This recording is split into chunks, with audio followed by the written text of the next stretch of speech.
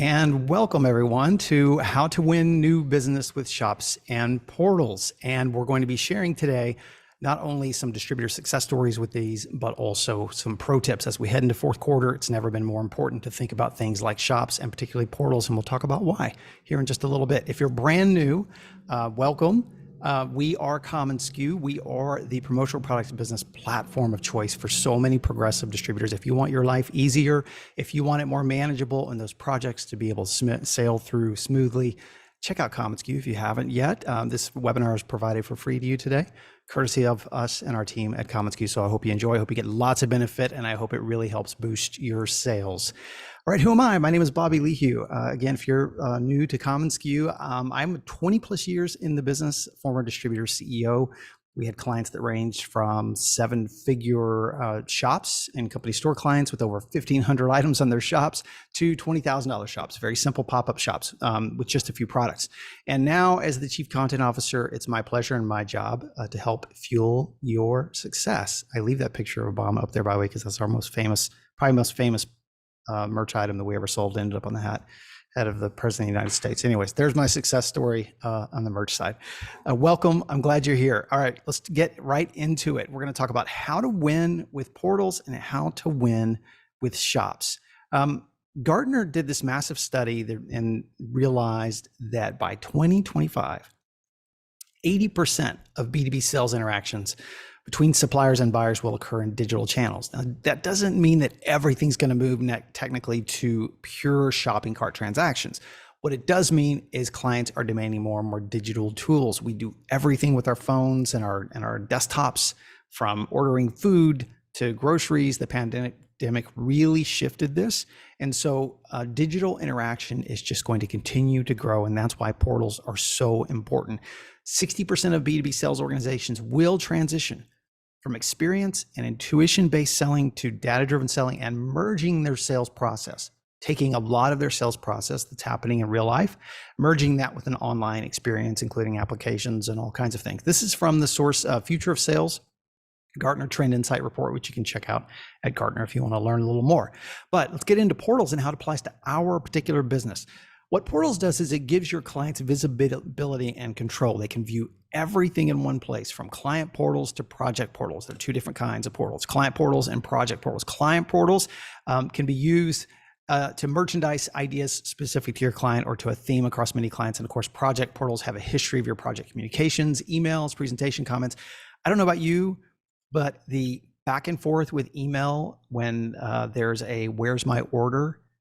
When is that going to be in my hands? When's the ship date? It's just been incredibly taxing for distributors. It takes all of the creative work that you love to do, and it turns you into an administrative person. That's why we're really passionate about EPOs and having everything sail through with as minimal touches as possible. So at our team, we are very invested in giving you more client tools, and we are working on these all the time, and we're boosting our investment in these kinds of things as well. So portals is one of my favorite features that we've ever released, but instead of me telling you and selling you on them, I actually want to bring in client experience with Tom Rector here in just a minute. You can see a few examples, by the way, on the screen of some portals happening here, the action happening with the portals. And behind the scenes, you can see, this is sort of just a glimpse at the dashboard behind the scenes where you can see all your clients and their portals.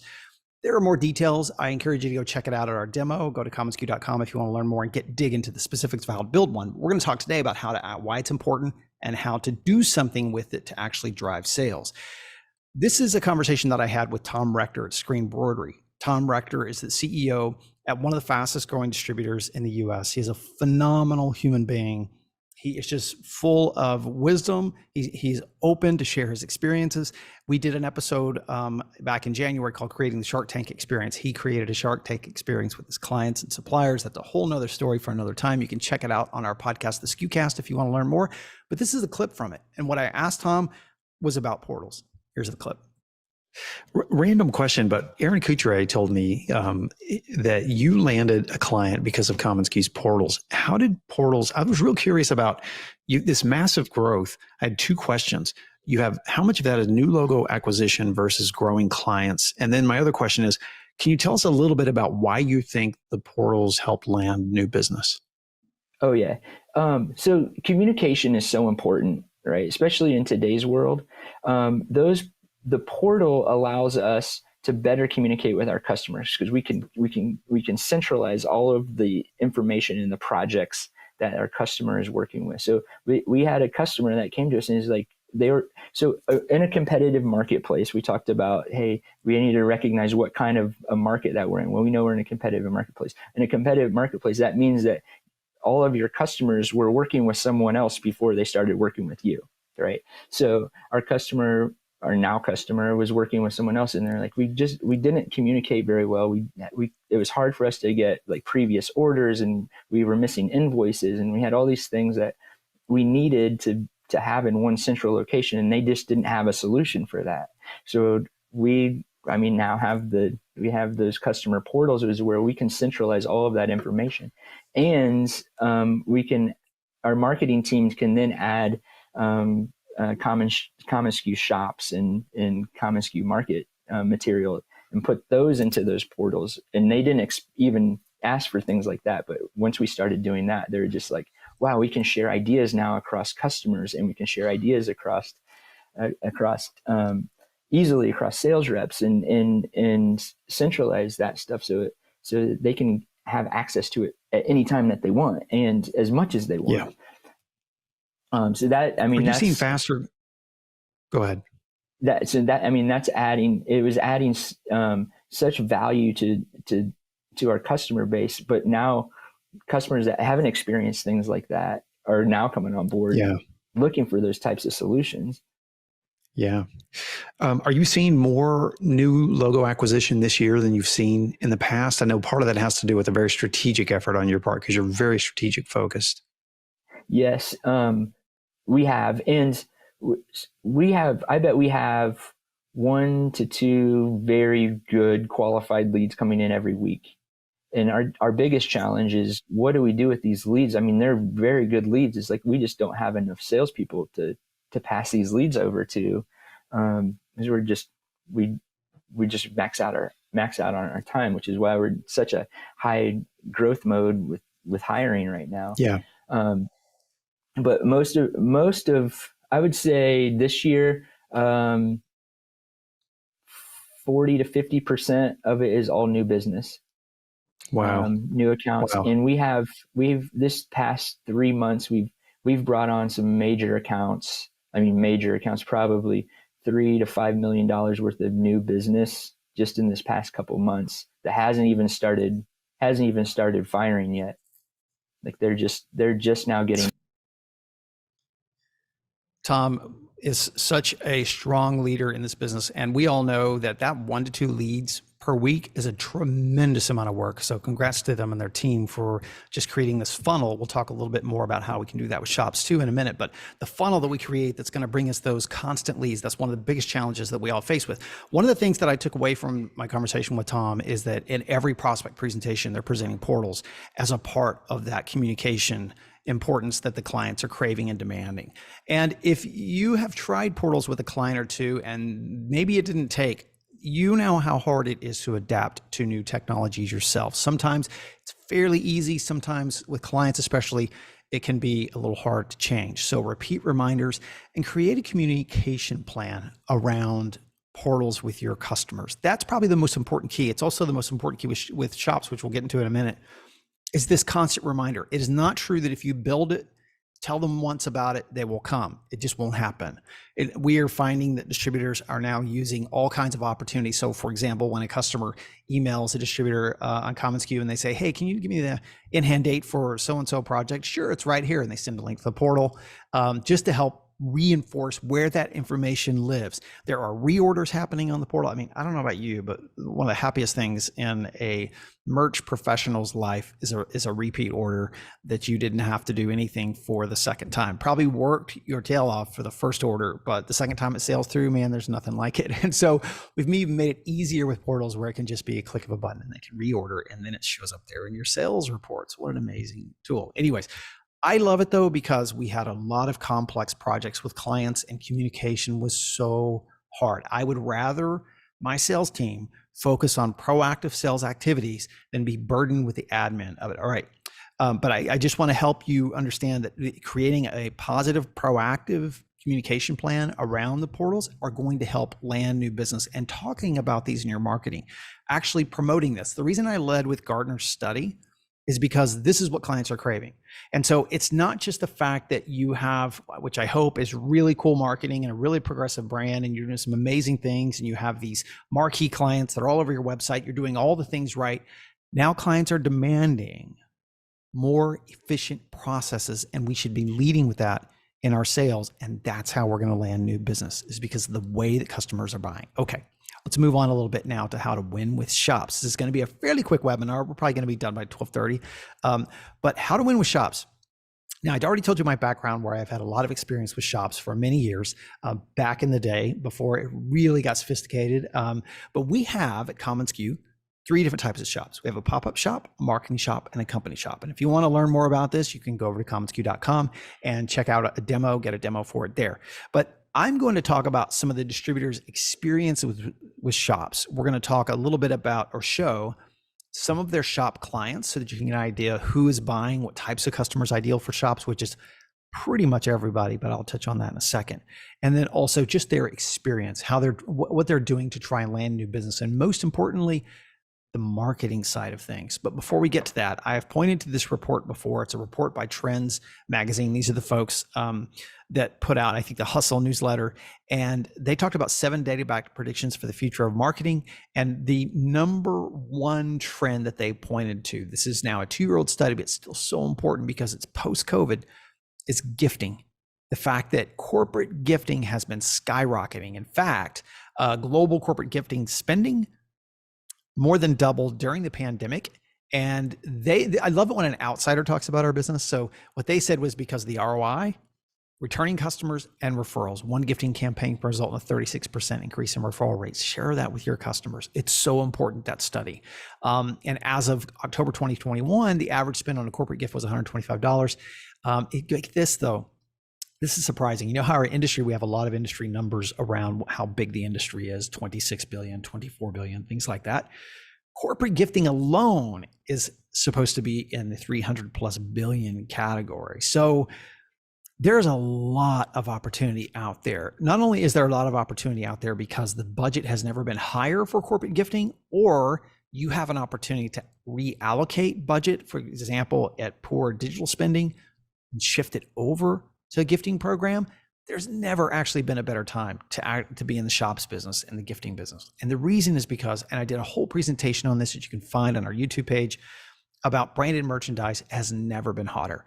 All of the shops, all the experiences, every brand wants to create this micro experience for their own audience, for their own customers. So there's never been a better time to sell shops. And you can see this because of all the brands that are really taken to it.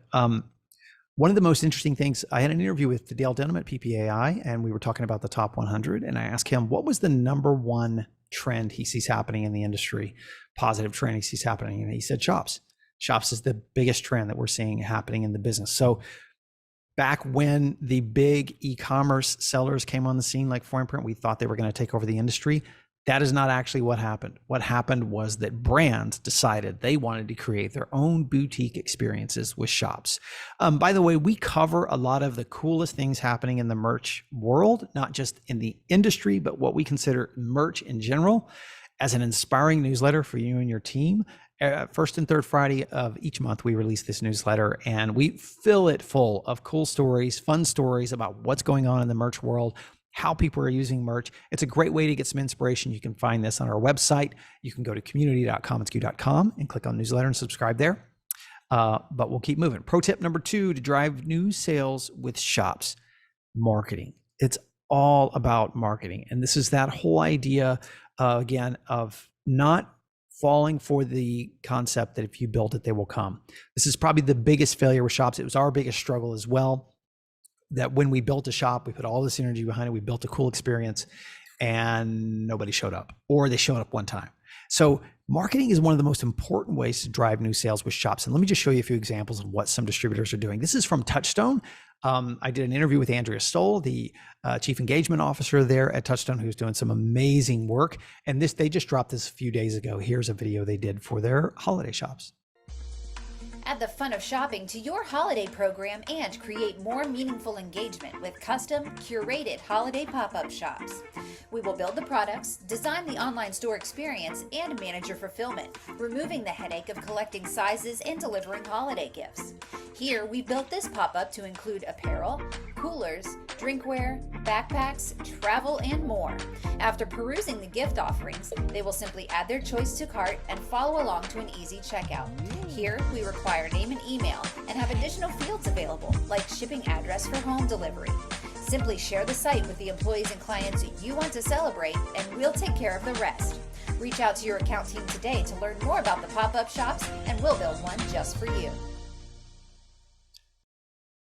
Love that marketing. As you know, short form video is really, really hot. One of the most important marketing tools right now. I left these comments on the screen from their team that was on LinkedIn, where Jewel said, easy peasy. Andrew said, this is a great way to give your employees some choice in their gift giving. What a great marketing piece that you can use, obviously, on all the platforms. Another wonderful distributor customer of ours, Whitestone, does some really cool things with the marketing shops. They created trend shops where you can drill down by holiday or give back, good for the planet. These are fantastic shops. And here's the thing that the brilliant marketers of Whitestone do really well is they don't just rest at building it and then expecting people to come. They remind people all the time. You'll see their snazzy socials with their cool branding at Whitestone Branding on Instagram. You'll see in their email signatures, you'll see links to their shops. Click here for holiday gifts. So they just never stop marketing that. And this is the definite way to drive sales, is to keep this message front and center, particularly now, between now and the end of the year. The fourth quarter and the first quarter are two of the biggest quarters for shops. And the reasons are twofold. One is, of course, gift giving season, which we are heading into. Typically, we started to see an uptick in gift giving in as early as the middle of October. Now, I know some of you are like praying for that to happen because you have to beg your clients for their orders and you're always trying to get in front of them to get them earlier, so you're not in November doing it.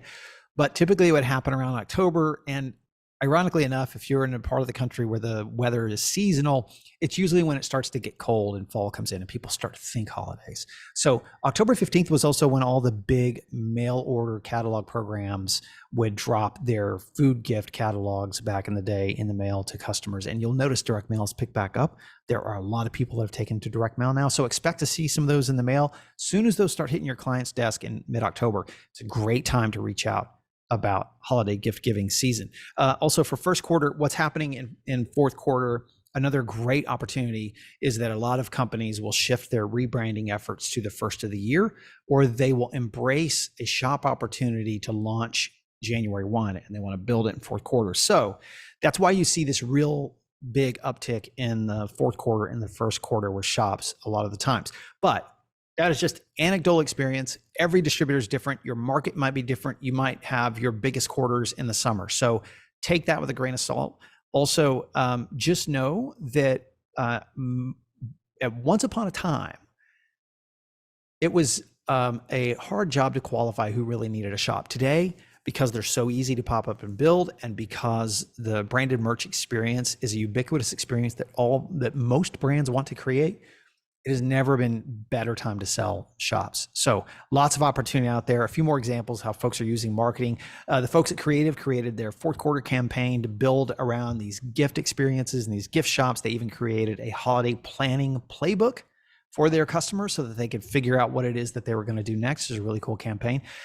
Marketing the shop experience is literally the number one way to drive sales. That is the number one way to drive sales, whether that's in real life, whether that's through your referral experience. We had Stephen Musgrave speak at SKU Camp, and he shared a great tip, probably one of the best tips that was given at SKU Camp this year. He talked about the 5-3-1 questions that you can ask your customers. He said, we all ask the 5 questions, on a project. When we're working with clients, we ask the 5 questions. What's the project? What item do you want? What's the colors? When's the in-hand date? What quantity? All those basic questions. And then he said, always throw in there 3 purpose-driven questions with your client every time you have a project, every time you have a call with them.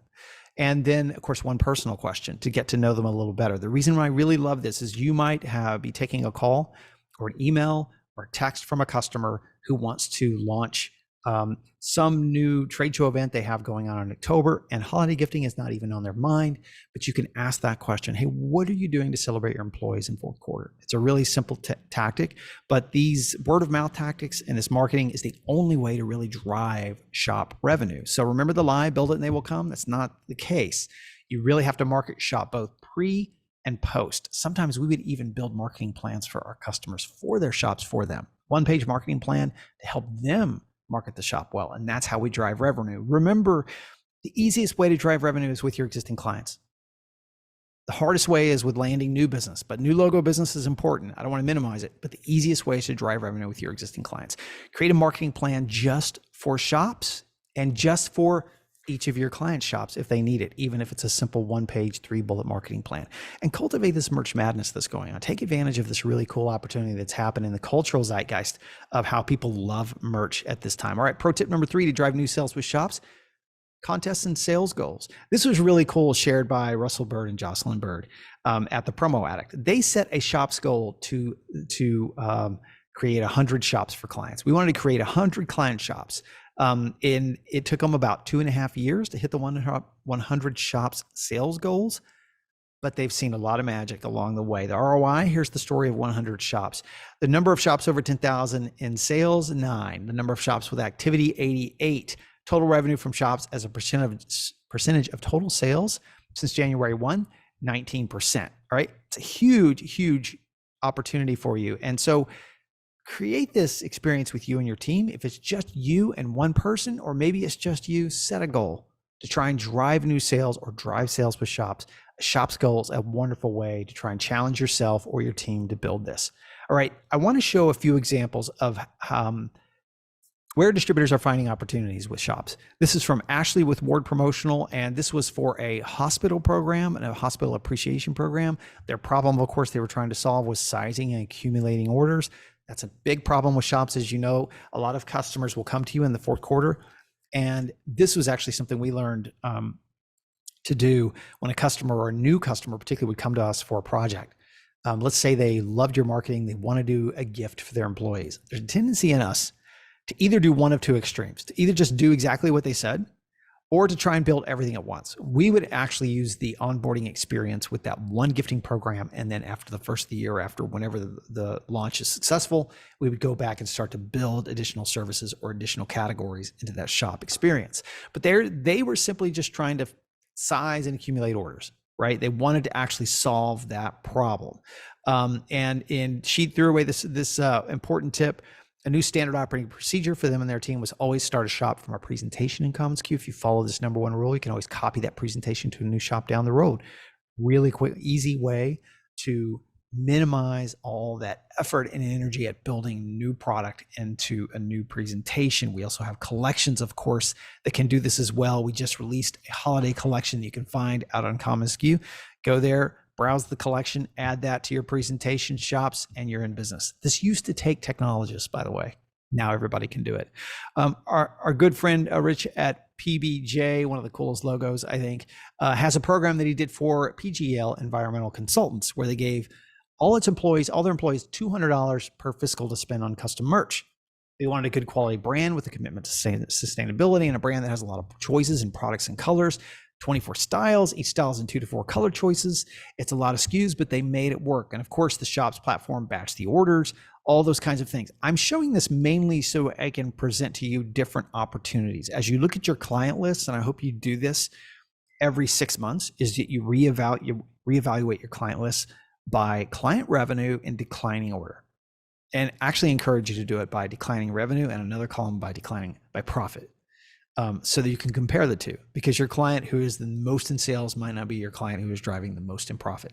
Anyways, as you're looking and analyzing that list, you might see folks like an environmental consultant firm, or you might see folks like a hospital that you're not selling a shop to, and it's a perfect opportunity to do that. The things I wanted to point out here are, I always loved a client who is invested in spending money on their employees, of course, because then that's going to be a very successful shop when they have an investment. More on that in a minute. They picked a brand partner with deep inventory. Right now, a lot of the suppliers have really solid inventory. That's why you've seen a lot of supply chain sort of problems dissipate. It's a real problem for suppliers sometimes because they're selling a lot of inventory, but it's also a good problem to have as well. They added checkout questions at the cart to answer questions with customers. And in 3 quarters, they've run it, hundreds of individual staff orders. So it's a really good experience. Emily with Blue Sky Marketing Group built this Pest Solutions uniform shop. Uniform shop is a great way to build an experience for customers, especially for folks working in the field. It was such a huge success that they ran another shop for a sister company of theirs. I hope you are taking successful experiences that you build for one customer and building those for another. I hope you are cross-pollinating all of the ideas that you create for clients successfully into others, because that's the best way to build shop experiences. Clients love to see other shop experiences. Julie with Holderback also had this great program here where she talked about the different, very simple program. It was very easy to execute.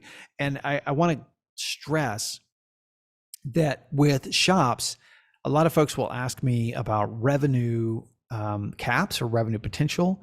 And really with shops, because they're so easy to build, there really is no minimal spend anymore. I think you can build whatever you're comfortable building profitably is the thing that you can embrace. One of our most successful shops was a $150,000 program that had like 3 items in it. It was beautiful. It was very simple. Pro tip number 4, to drive new sales with shops, help clients see current demand and value. Really help them see current demand and value. And I've covered this in the other presentation on branded merch and why it's become so hot.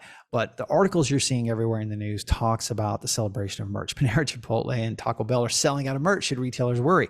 It's phenomenal what's happening in the merch world. And there's all kinds of reasons behind it. They're all in that other presentation. You should go look at that presentation, use and steal and borrow things from that presentation so you can add to your client presentations, but get them excited about what's happening in the world of merch. Here's the thing. The client wants to create cool experience for their audience.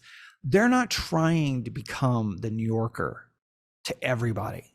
They have a finite audience they want to create an exceptional experience for, and that's what you can do with shops.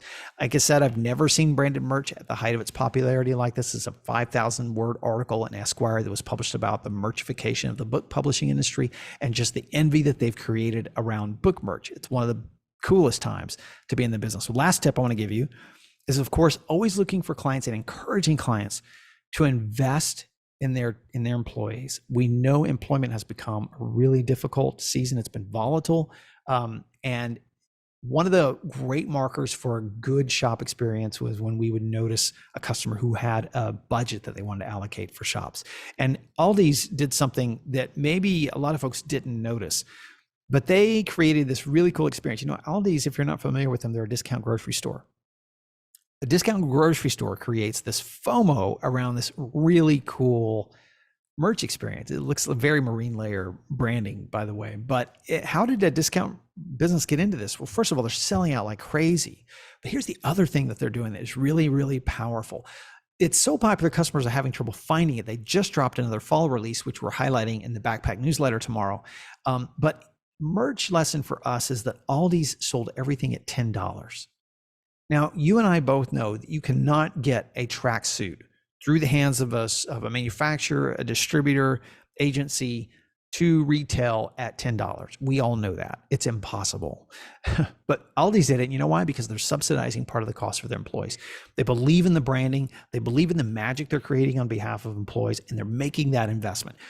Now is the time where we can actually drive that revenue toward things like this, because customers now embrace this, particularly Gen Z, because we're seeing some really cool things happen with Gen Z. Okay, that's the lesson I took away from Aldi's. I hope you take that lesson as well, and I hope it's inspiring and encouraging to you that the fact that these folks are investing that in that kind of money in these brands. I hope a few of these tips were helpful to you today. I hope we shared enough distributor experiences for you and a couple of pro tips that are going to help you go land some new sales. All I hope is that really you have just one tip that's going to go drive new revenue for you. If you want more tips and engagement, and if you don't know about our SKUCon conference that we hold in January 14th in Las Vegas, you can register at SKUCon.com, but it is one of the most exciting industry events. It has speakers from pros in the trenches who are talking about their business in a very transparent way. We encourage you to join us and visit, go to the website SKUCon.com to learn more. And today's webinar, of course, is brought to you by the powerful order management system and all of us at commonsku. So hope you visit. Thanks. Hope you have a great day, and really wish you the best for an incredibly strong quarter. If you found something helpful in this, let us know. Bobby at commonsku.com. Talk to you soon.